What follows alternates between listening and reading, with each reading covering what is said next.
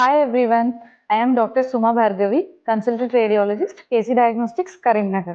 ఈ రోజు మనం early pregnancy scan or dating scan ఎందుకు చేసుకోవాలో చూద్దాం.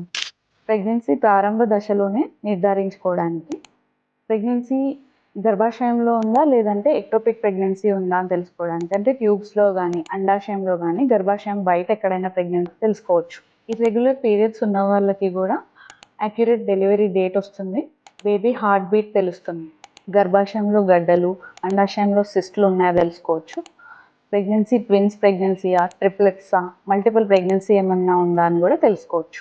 ప్రెగ్నెన్సీ కాంప్లికేషన్స్ తెలుసుకోవచ్చు, అంటే బ్లీడింగ్ అవ్వడం, బేబీ ఎదుగుదల లేకపోవడం ఇలాంటివి. మళ్ళీ గర్భాశయం సమస్యలు కూడా తెలుసుకోవచ్చు, అంటే గర్భాశయంలో ఒక గోడ లాంటిది, 2 గదులు ఉండడం ఇలాంటివి.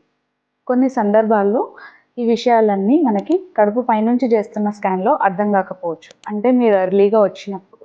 అప్పుడు ట్రాన్స్వెజైనల్ స్కాన్ ఆర్ ఇంటర్నల్ స్కాన్లో మనం ఇవన్నీ త్వరగా గుర్తించవచ్చు.